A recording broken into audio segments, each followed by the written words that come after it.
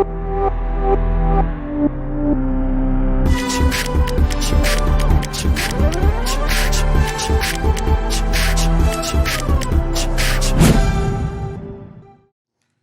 दोस्तों, तो अब हम लोग एक बहुत ही ज्यादा कंट्रोवर्शियल सवाल पे जाते हैं। क्या है? 10 ग्राम मेरे पास सुपर कूल्ड वाटर है at -15 degree Celsius. A slight disturbance is created. Calculate the mass of water that remains. अच्छा, by the way, supercooled water भी होता है और सुपर हीटेड वाटर भी होता है। अगर हम पानी को एक बहुत ही ज्यादा स्मूथ कंटेनर में रखूं और स्मूथ कंटेनर में रखते हुए बिना डिस्टर्बेंस में धीरे धीरे धीरे धीरे ठंडा करूं, तो 0 डिग्री सेल्सियस में पहुंचने के बाद भी पानी ये भूल जाता है जो उसको आइस में कन्वर्ट कर होना है, और एक्चुअली हमारा पानी तुरंत पानी जो है वो हमारा ठंडा होता रहता है और एक बहुत ही ज्यादा मेटास्टेबल स्टेट क्रिएट होती है। 1 atm में -15 -20 डिग्री सेल्सियस की वाटर, ये बहुत ही ज्यादा खराब स्टेबल है।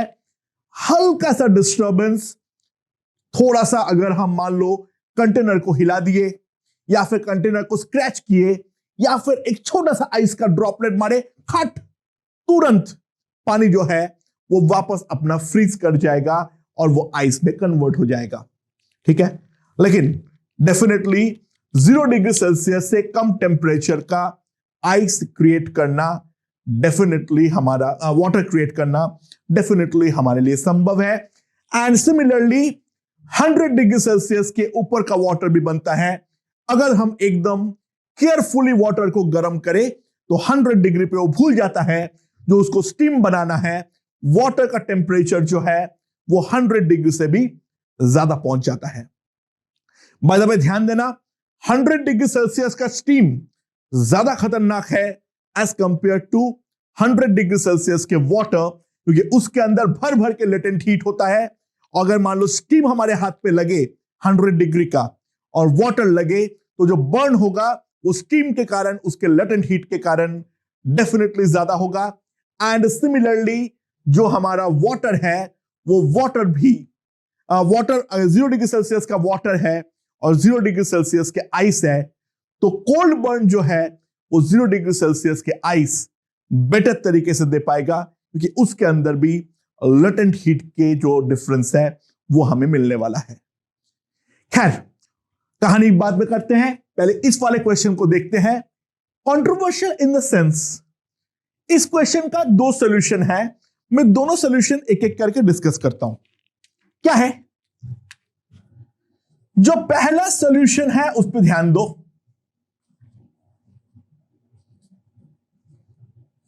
ठीक है, तो ऑब्वियसली बात है, मेरे पास लेट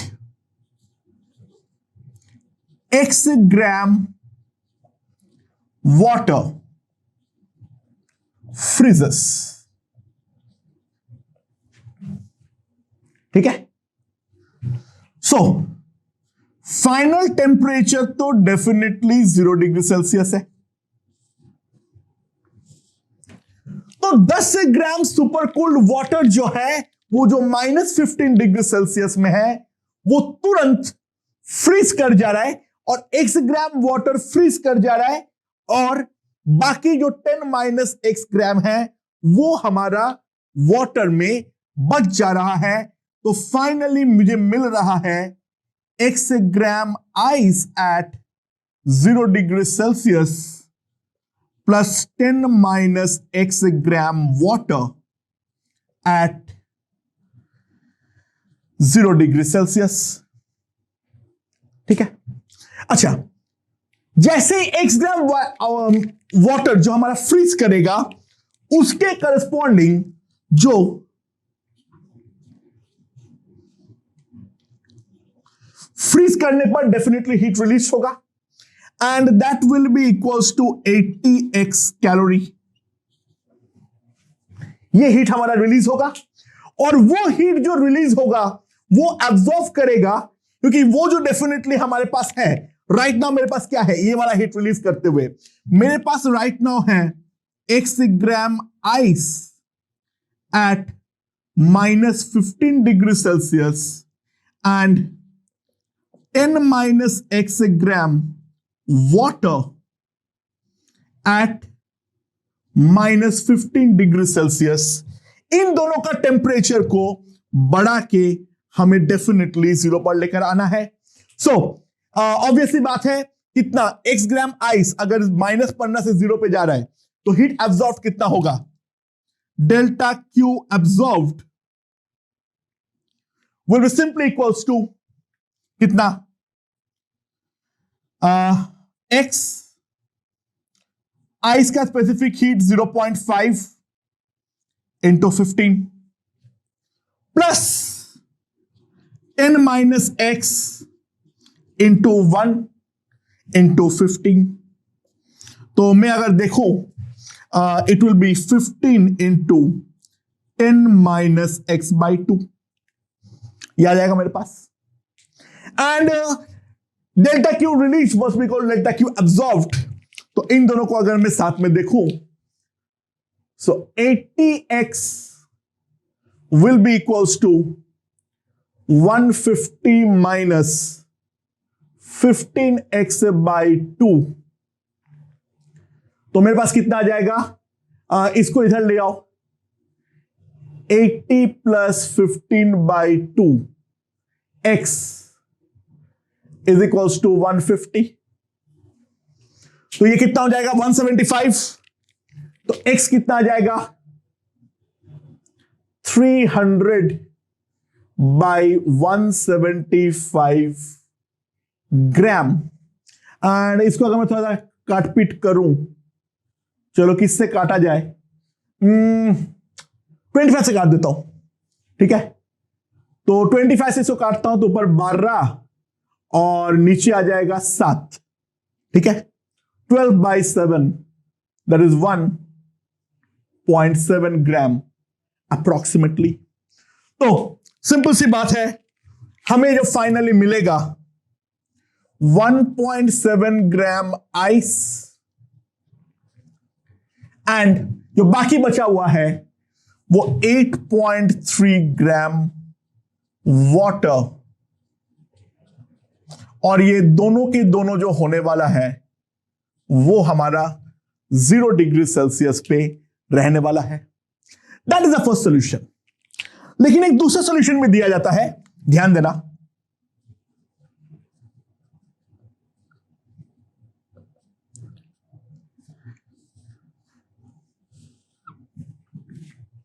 दूसरा सॉल्यूशन क्या है, क्या है, ध्यान दो।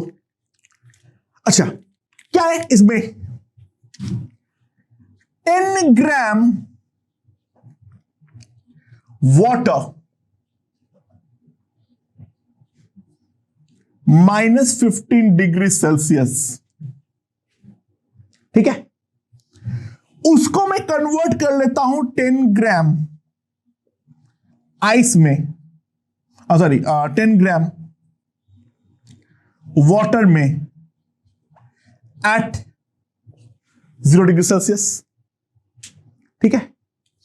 और उसके बाद इस वाटर में से x ग्राम आइस बन जाए एट 0 डिग्री सेल्सियस। यह भी एक तरीका है सोचने का। अच्छा, तो ऑब्वियसली बात है, पहले 10 ग्राम वाटर एट -15 वहां से कन्वर्ट हो रहा है 10 gram water at 0 degree Celsius. तो इस प्रोसेस में जो ऊपर वाला प्रोसेस है, ऑब्वियसली बात है वाटर का टेम्परेचर जो है वो हमारा क्या हो रहा है, बढ़ रहा है या कम हो रहा है, डेफिनेटली बढ़ रहा है। तो टेम्परेचर बढ़ने के लिए हीट को एब्जॉर्ब करवाना पड़ेगा। तो delta Q absorbed 10 into 1 into 15 that is 150 calorie. और ये जो है, इस हीट को जो एब्जॉर्ब हुआ है उसके करस्पॉन्डिंग एक रिलीज होना पड़ेगा, और वो डेफिनेटली इस वाले कन्वर्जन पे हो पाएगा। तो 80x डेफिनेटली इक्वल्स टू 150, यानी x जो आ जाएगा वो मेरे पास आ जाएगा 15/8 ग्राम। सो मेरे पास आइस आ जाएगा, देखते हैं, वाटर आ जाएगा 65/8, यानी 10 - 15/8, दैट इज 8.125 ग्राम, और ये आ जाएगा 1.875 ग्राम। खैर कैलकुलेशन है, बाद में जाए। And this is also eight 0 degree Celsius. तो सवाल ये है जो इन दोनों सॉल्यूशन में, जिससे डेफिनेटली हम देख सकते हैं अलग अलग आंसर आ रहा है, इन दोनों सॉल्यूशन में कौन सा वाला सॉल्यूशन सही है और कौन सा वाला सॉल्यूशन गलत है, ये किस तरीके से हम पता लगा सकते हैं।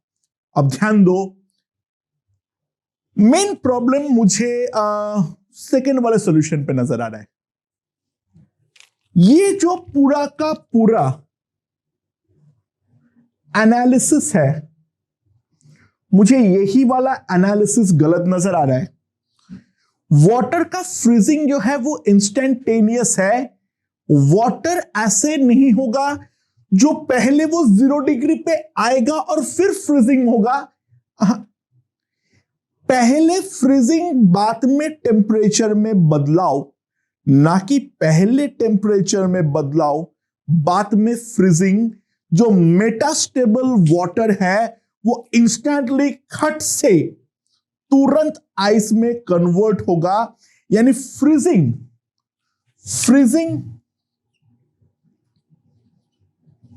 Is instantaneous, temperature change is a gradual.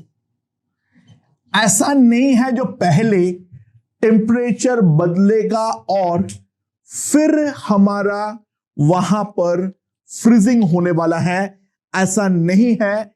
सबसे पहले जो हमारा फ्रीजिंग है वो इंस्टेंटेनियस होने वाला है, और इंस्टेंटेनियस फ्रीजिंग के थ्रू गेम हमारा आगे बढ़ेगा। So this second solution is definitely the wrong solution and the first solution is definitely correct. जो हमारा टेम्परेचर चेंज का पहला स्टेप हम एज्यूम कर रहे हैं, उसी में गलती है। इंस्टेंटली 1 ग्राम वाटर मेरा फ्रीज कर जाएगा, और वो फ्रीजिंग में जो हीट रिलीज होगा वो हमारा x ग्राम आइस और 10 - x ग्राम वाटर दोनों का टेम्परेचर को -15 से 0 पर लेकर जाने वाला है, not the other way round. पहले टेम्परेचर चेंज बाद में फ्रीजिंग, दैट्स रॉन्ग। पहले फ्रीजिंग बाद में temperature change, that is actually the correct solution. Okay दोस्तों, be very very careful, it's a very controversial question. अलग अलग सॉल्यूशन दोनों जगह पे दिया हुआ है, और सेकेंड वाला सॉल्यूशन डेफिनेटली गलत है, right? Okay, let me show you an interesting question. क्या है मेरे पास? मेरे पास ऐसे दो लंबा ट्यूब है। इसका भी क्रॉस सेक्शन एरिया ए है, इसका भी क्रॉस सेक्शन एरिया ए है, ठीक है? अच्छा,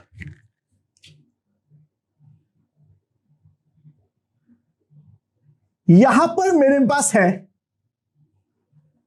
0 डिग्री सेल्सियस का आइस, ठीक है? यहां पर मेरे पास है 0 डिग्री सेल्सियस का आइस।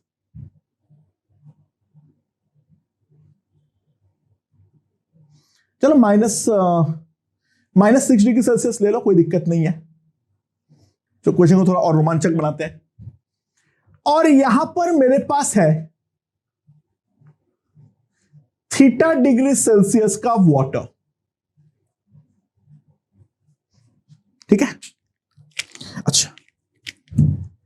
ये वाला जो हाइट है वो है 10 सेंटीमीटर,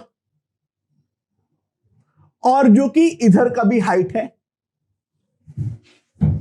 दो तरफ का हाइट जो है वो हमारा 10 सेंटीमीटर है। Cross section area exact same है, एनवायरनमेंट भी 0 डिग्री पे है, यानी कोई भी एनवायरनमेंट के साथ हीट लॉस वगैरह का फंडा नहीं है। Water is poured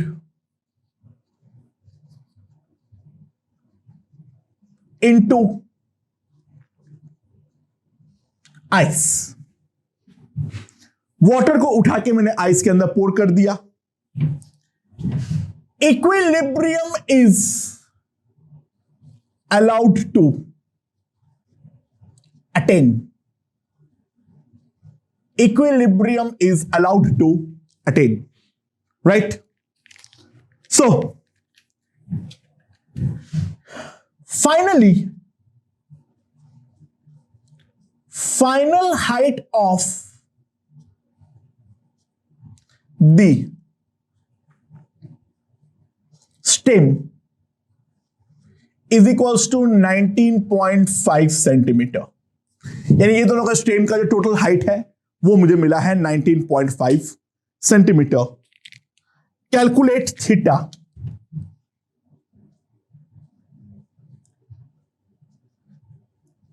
What's given is rho of ice equals to 0.9 ग्राम पर सेंटीमीटर क्यूब। बाकी स्टैंडर्ड डेटा है, वाटर का 1 होता है डेंसिटी, ठीक है। बाकी जो स्टैंडर्ड डेटा है वो है, ठीक है। क्या बोला है, आई होप समझ में आ गया होगा। मेरे पास एक आइस है और एक वाटर है। वाटर को 30 डिग्री सेल्सियस पे है, एनवायरनमेंट को मैं 0 डिग्री पे रखा हूं, मेंटेन किया हूं, और जो कुल मिला के कुछ हो नहीं रहा है, एडियाबैटिक मान लो, यानी कोई हीट लॉस नहीं है, इन्वॉल्व नहीं है। इसको मैंने उठा के यहां पर डाल दिया। फाइनली मैंने देखा इक्विलिब्रियम जब अटेन हुआ, तब उस टाइम पे जो टोटल स्टेम लेंथ है, वो total stem length is equals to 19.5 centimetre. तो सवाल यहां पर ये है, जो वाटर का जो इनिशियल टेम्परेचर है थीटा डिग्री सेल्सियस, वो थीटा का वैल्यू कितना होने वाला है, ये हमारा सवाल है। तो यहां पर वीडियो को एक बार पॉज किया जाए और इस क्वेश्चन के बारे में सोचा जाए, क्या कोई इंफॉर्मेशन एक्चुअली हमसे हाइड कर रहा है? Think about it.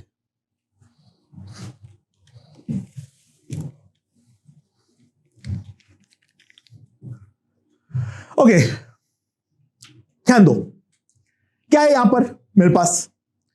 अच्छा, वाटर जो है वो अगर मेरा थीटा डिग्री सेल्सियस पे है और ये -6 का आइस है। अच्छा, अगर मान लो पूरा का पूरा आइस पिघल जाता, पूरा आइस को मैं पिघाल दूं, तो पूरा पिघलने पे मैं क्या कह सकता हूं? पूरा पिघलने पे मैं क्या कह सकता हूं? ध्यान देना, 1 सेंटीमीटर का ice is equivalent to 0.9 centimetre का वाटर। यानी अगर मैं 1 सेंटीमीटर का आइस को पिघाल दूं, तो क्योंकि कंजर्वेशन ऑफ मास से बहुत सिंपल सी बात है, क्रॉस सेक्शन एरिया ए है, तो 1 into A into 0.9 gram is the mass, and that will B x into A into 1। So x जो है वो है 0.9 सेंटीमीटर। यानी अगर पूरा 1 सेंटीमीटर का आइस पिघल जाता है, तो इन दैट केस 0.9 सेंटीमीटर का वाटर प्रोड्यूस होता है। तो ध्यान देना, 1 सेंटीमीटर का आइस पिघलने पे, 1 सेंटीमीटर का आइस पिघलने पे 0.1 सेंटीमीटर से हाइट कम हो जाता है। मानते हो या नहीं?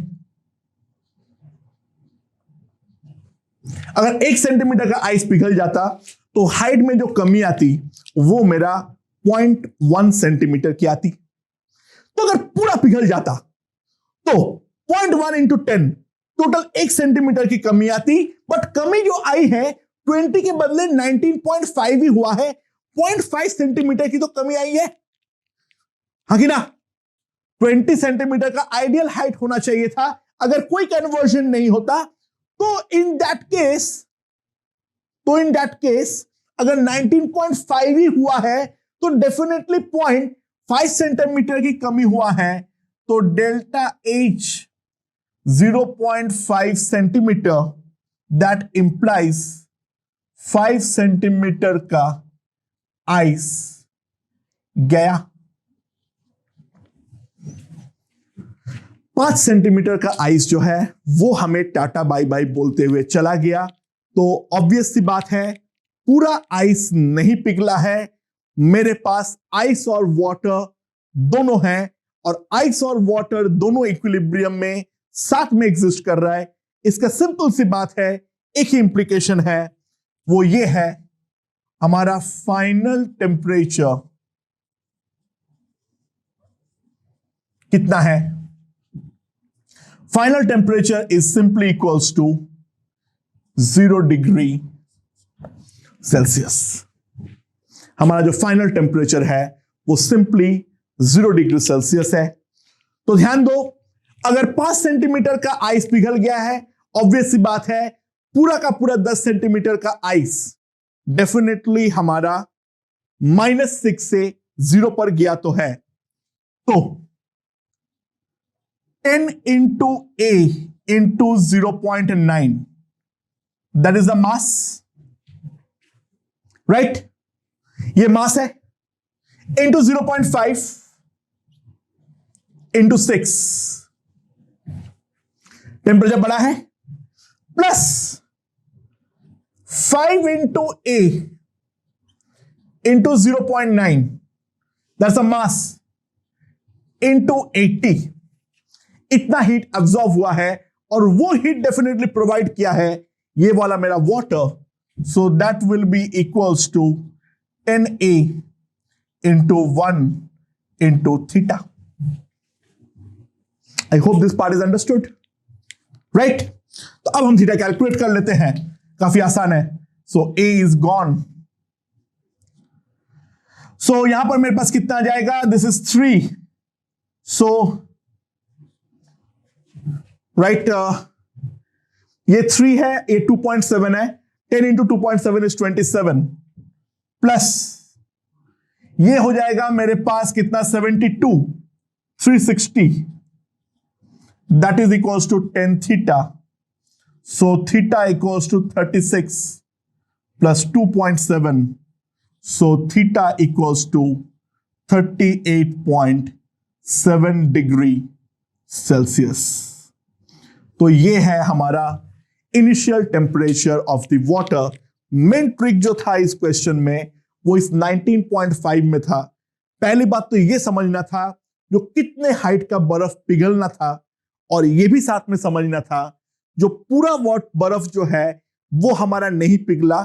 पूरा बर्फ पिघलने पर हाइट होता 19 सेंटीमीटर, 10 सेंटीमीटर का आइस 9 सेंटीमीटर के वाटर में कन्वर्ट होता, प्लस 10 सेंटीमीटर तुमने डाले हो वो होता 19।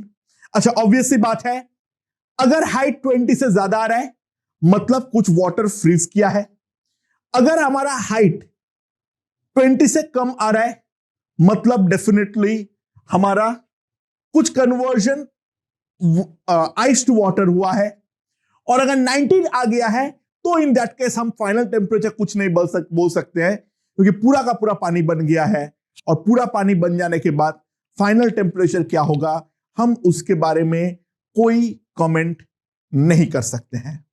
ओके ओके दोस्तों, तो और एक क्वेश्चन देखते हैं क्या है। ये बोला है a body of mass 10 gram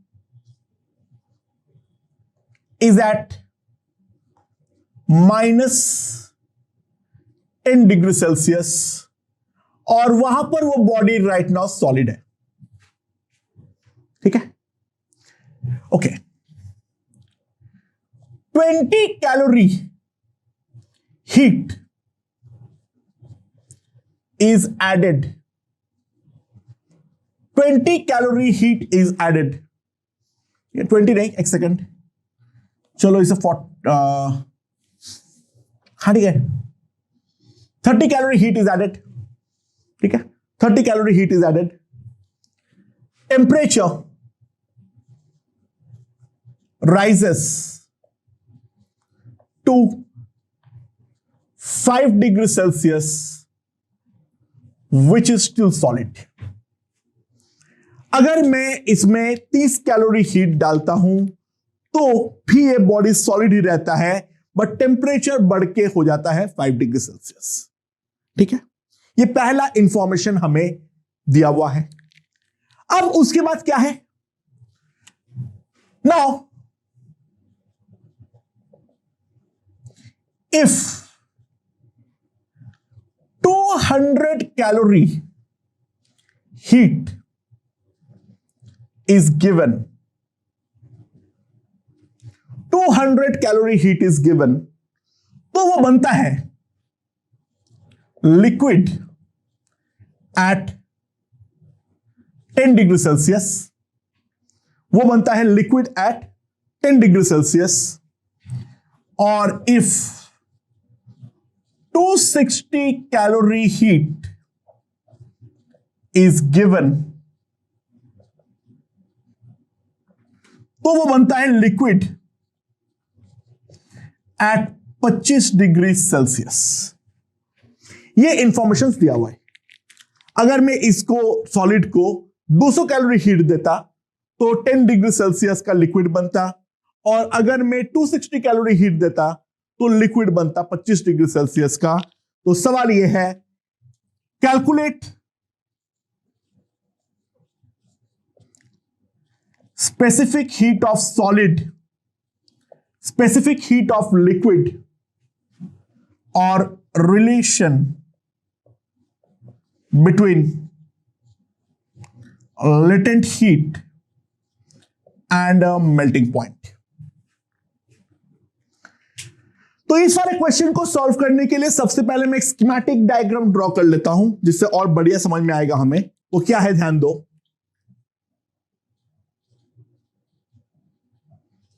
दस ग्राम सॉलिड -10 डिग्री सेल्सियस, ये कन्वर्ट हो रहा है 10 ग्राम सॉलिड एट कितना 5 डिग्री सेल्सियस। और इस प्रोसेस के लिए मुझे हीट देना पड़ा है delta Q1, that is equals to 30 calorie. अब यहां पर दो पॉसिबिलिटी क्रिएट किया गया है, या तो मेरे पास, या तो मैं इसको 200 कैलोरी हीट दे दूं तो ये कन्वर्ट होगा 10 ग्राम लिक्विड में, और टेम्परेचर हो जाएगा 10 डिग्री सेल्सियस। या तो मैं इसको 260 कैलोरी हीट दे दूं तो ये 10 ग्राम लिक्विड बन जाए एट 25 डिग्री सेल्सियस। मुझे इसका मेल्टिंग पॉइंट नहीं मालूम है, तो बट ऑब्वियसली मेल्टिंग पॉइंट जो है वो मेरा 5 और 10 के बीच में कहीं पर है, क्योंकि 5 पे सॉलिड है और 10 पे लिक्विड है। मेल्टिंग पॉइंट जो है वो मैं मान लेता हूं T। मेल्टिंग पॉइंट मेरा है T डिग्री सेल्सियस, और लेटेंट हीट जो है वो मान लो L कैलोरी पर ग्राम। फर्स्ट वाले इंफॉर्मेशन से सॉलिड का स्पेसिफिक हीट निकालना ऑब्वियस सी बात है, बहुत ही ज्यादा आसान है। तो केवल इतना इंफॉर्मेशन से मैं एक चीज तो लिख सकता हूं, 10 into specific heat of solid into the change of temperature 15, that must be equals to, अगर मैं ध्यान दूं, equals to 30।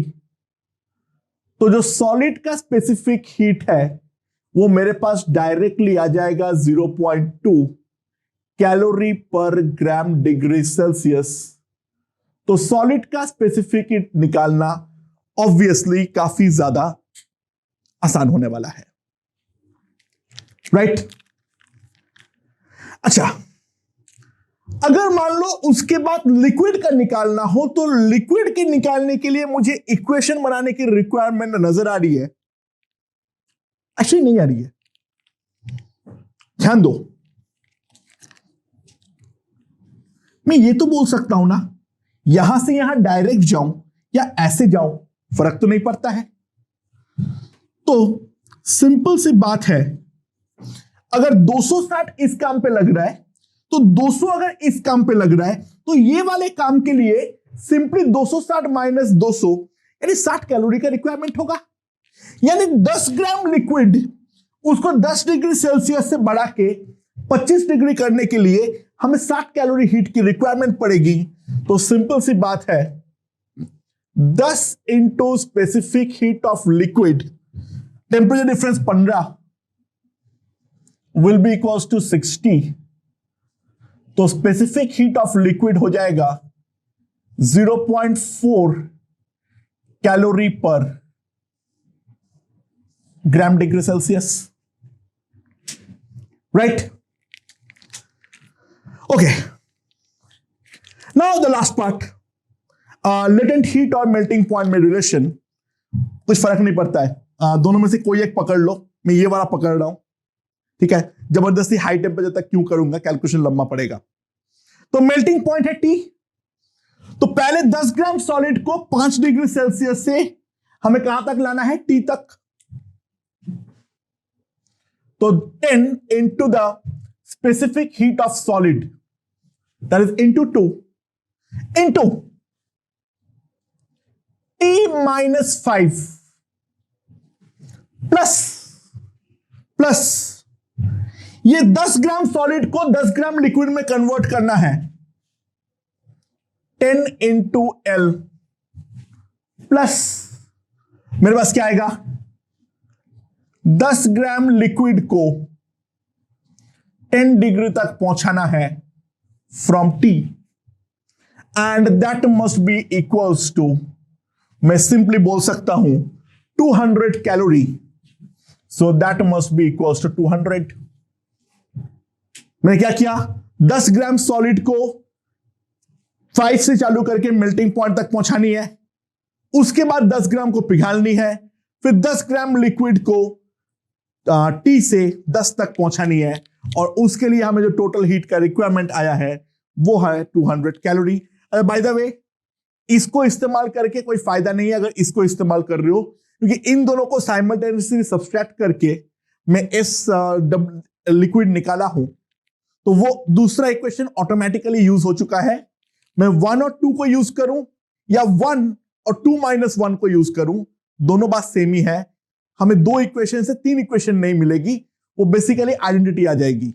अगर दूसरे वाले को यूज करोगे या पहले वाले को यूज करोगे, यहां पर जो कंडीशन आएगा आफ्टर कैलकुलेशन सेम ही आ जाएगा, ध्यान देना, राइट?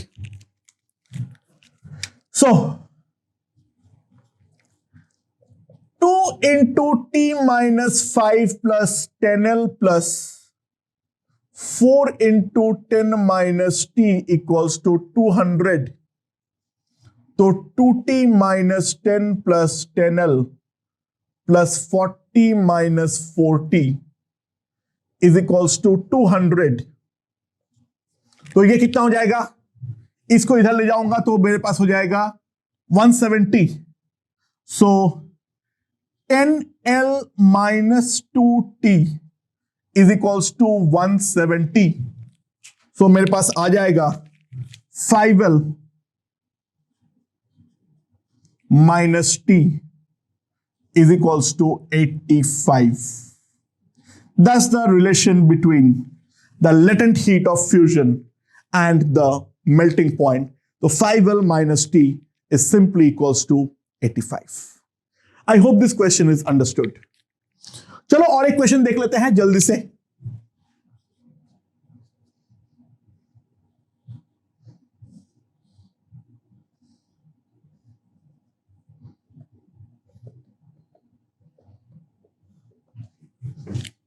मेरे पास यहां पर है m ग्राम वाटर और मैं यहां पर एक सक्शन ट्यूब लगा दिया जो एयर को पंप आउट कर रहा है, राइट।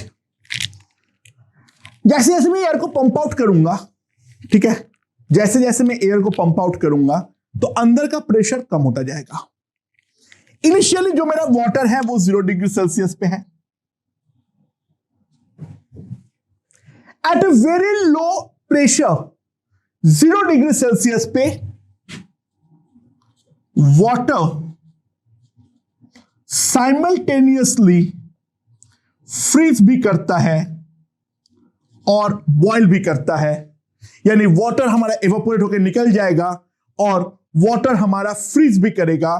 तो सवाल यहां पर यह है जो कितना मास बॉयल करके निकल जाएगा और कितना मास फ्रीज कर जाएगा, that is the main question. वो लेटेंट हीट सेम ले लेना 80 और 540। मेरे पास 0 डिग्री सेल्सियस का वाटर है m ग्राम। मैं सक्शन पंप के थ्रू अंदर का प्रेशर को कम करते जा रहा हूं, कम करते जा रहा हूं, कम करते जा रहा हूं। तो प्रेशर जब बहुत लो हो जाता है तो प्रेशर लो होने पर 0 डिग्री सेल्सियस का वाटर साइमल्टेनियसली फ्रीज भी करता है और बॉयल भी करता है। तो सवाल यह है m ग्राम में से कितने ग्राम फ्रीज करेगा और कितना ग्राम बॉयल करेगा। आई hope this question is very simple, बस कंसेप्चुअली समझने में थोड़ा तकलीफ होती है, बट बॉइलिंग पॉइंट और मेल्टिंग पॉइंट सब प्रेशर का ही खेल है। तो सब प्रेशर का ही खेल है, तो कोई एक पर्टिकुलर प्रेशर तो ऐसे मिलेगा जब दोनों साइमल्टेनियसली हमारा बॉयल कर जाएगा, बॉयल और फ्रीज कर जाएगा। तो मान लो ये x ग्राम बॉयल करेगा, तो ऑब्वियस सी बात है m माइनस x ग्राम हमारा फ्रीज कर जाएगा। Is very simple. बॉयल करने के लिए जो हीट का रिक्वायरमेंट है वो फ्रीजिंग हमें प्रोवाइड करेगा। तो सिंपल सी बात है 80 इंटू m माइनस x, इतना हीट रिलीज हुआ और वही एब्जॉर्ब करके, अच्छा बॉयल 100 डिग्री पे करता है, बकवास है, 0 डिग्री पे ही बॉयल कर रहा है। 100 पे तो 180 पे करता है, यहां पे तो साइमल्टेनियसली फ्रीजिंग एंड बॉइलिंग हो रही है, तो बॉइलिंग भी 0 पे ही हो रही है, प्लस 100x मत कर देना, राइट। सो मैं क्या लिख सकता हूं, 4m minus 4x is equals to 27x, तो x equals to 4m upon 31 ग्राम।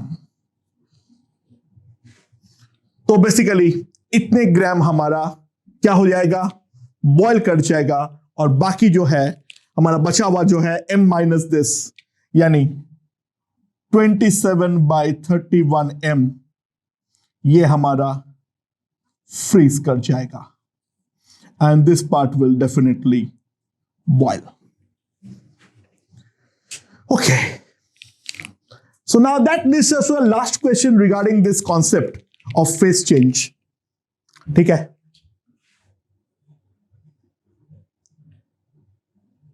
ये हमारा मटका है,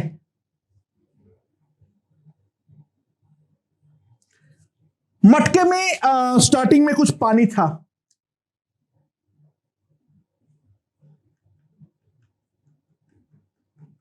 मटके के अंदर कुछ पानी था, पानी का मास था m0, ठीक है, और T इक्वल्स टू 0 पर टेम्परेचर था।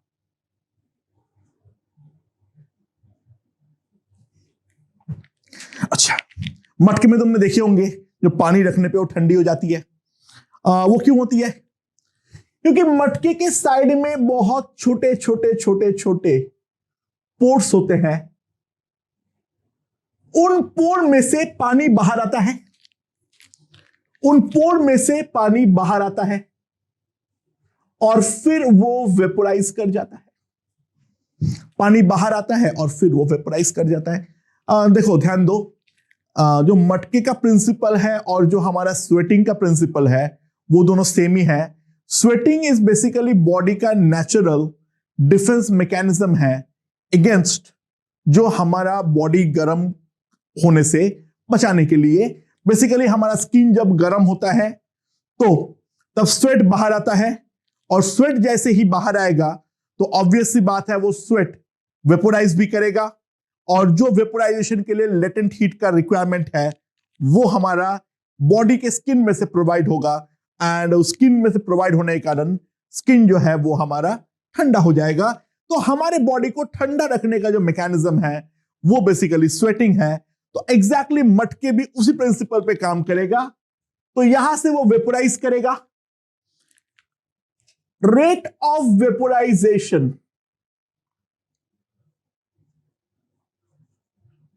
Is equals to M R. Constant rate से वेपोराइजेशन हो रहा है। ये रेट जो मैं बोल रहा हूं ये मास रेट है, ठीक है ना, सब कुछ ग्राम वगैरह में है, टेंशन मत लो। अच्छा, इस वाटर का जो स्पेसिफिक हीट है वो है एस, और वेपोराइजेशन का जो लेटेंट हीट है वो है हमारा एल। तो calculate temperature as function of time T. Calculate the temperature inside the matka as a function of time T. तो यहां पर हम पहले एग्जैक्ट कैलकुलेशन करेंगे। ये बेसिकली एचसी वर्मा का ही क्वेश्चन है, और एचसी वर्मा का जो क्वेश्चन है उस पे हमें ज्यादा दिमाग लगाने की जरूरत नहीं पड़ती है, हम काफी ज्यादा आसानी से सॉल्व कर सकते हैं। बट मैं पहले एक बार इन जनरल सॉल्व करूंगा और फिर मैं बताऊंगा जो एचसी वर्मा वाले क्वेश्चन में हमें क्या फायदा मिलता है, ठीक है। Okay, at any general instant,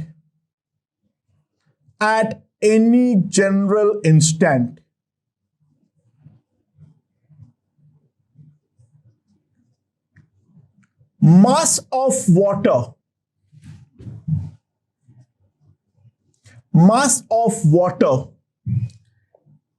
inside मटका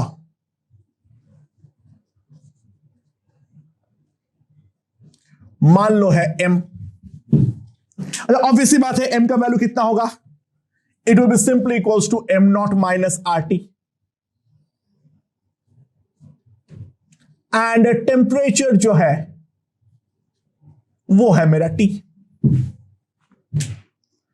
तो ऑब्वियस सी बात है, क्योंकि कांस्टेंट रेट से वेपोराइजेशन हो रहा है तो उसी रेट से डीएम मास और मेरा बाहर आएगा, और ये डीएम मास जो है वो वेपोराइज कर जाएगा।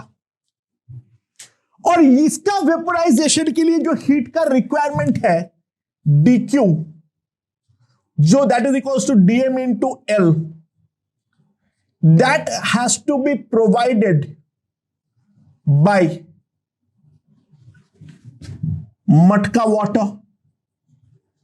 ये मटके के अंदर का जो पानी है वही ये हीट को प्रोवाइड करेगा जो लेटेंट हीट ऑफ वेपोराइजेशन चाहिए होगा। तो अंदर का मटका क्योंकि हीट प्रोवाइड कर रहा है तो ऑब्वियस सी बात है वो हीट प्रोवाइड करने के कारण अंदर का पानी जो है उसका थोड़ा ठंडा हो जाएगा। तो let temperature drops bye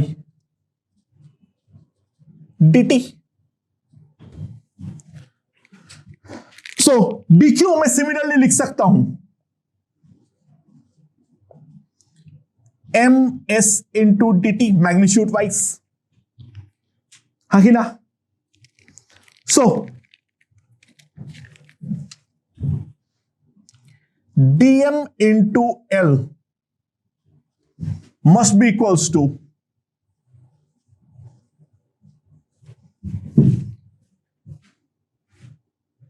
right. अच्छा, dm कितना है, माइनस आर डी टी। भाई रेट ऑफ वेपोराइजेशन है r, dm नेगेटिव होगा क्योंकि ऑब्वियसली टाइम के साथ मास कम हो रहा है। So minus R L D T is equals to, मैं क्या लिख सकता हूं, M naught minus R T S into D capital T. Minus sign का सिग्निफिकेंस आई होप समझ में आ गया होगा।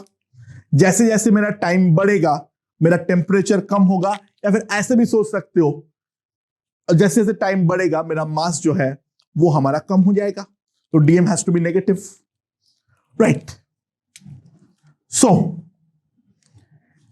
dt is equals to minus RL by m naught minus RL by S into dt by m naught minus RT.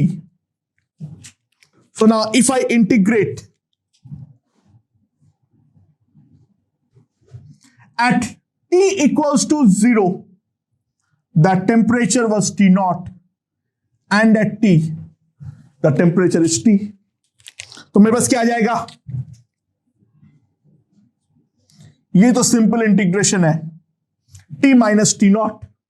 अच्छा, इसको अगर मैं integrate करूंगा तो माइनस आर बाहर आएगा, माइनस आर गॉन,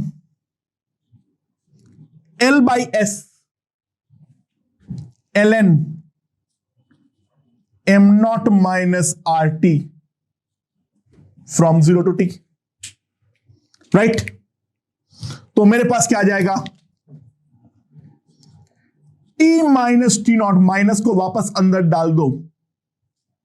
चलो एक काम करो, पहले M naught minus R T by M naught, तो इसको उल्टा कर दो, M naught by M naught minus R T. तो t मेरे पास जो आ जाएगा T naught minus L by S L N M naught minus M naught minus R T. ये मेरे पास टेम्परेचर आ जाएगा as a function of time. लेकिन एक सी वाले क्वेश्चन में इतना मेहनत करने की एक्चुअली हमें जरूरत नहीं पड़ती है। क्यों नहीं पड़ती है उसको समझो। सिंपल सी बात है, सिंपल सी बात है, ध्यान दो। If R is small,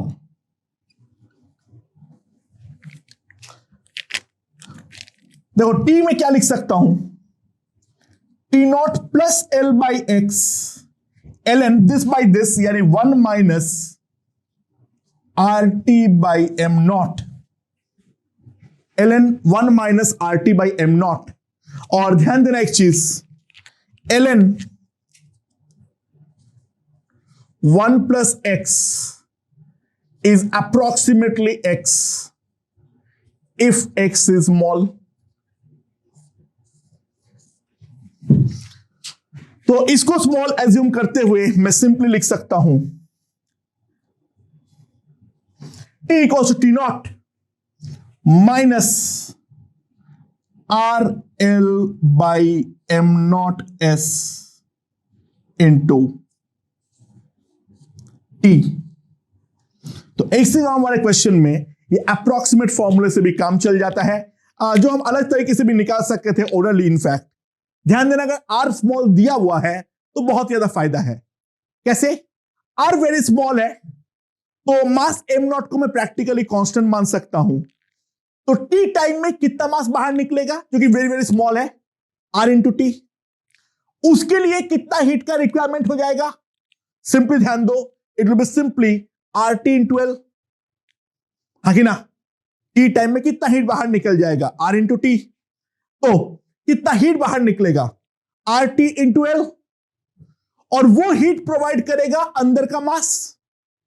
तो उसका डेल्टा टी अगर मैं मान लेता हूं तो M naught S delta T must be equals to R T by L, R T into L. So delta T मेरे पास आ जाएगा R L T by M naught S. वो डेल्टा टी है, टेम्परेचर कम हो रहा है, सो मेरे पास टेम्परेचर डायरेक्टली आ जाएगा।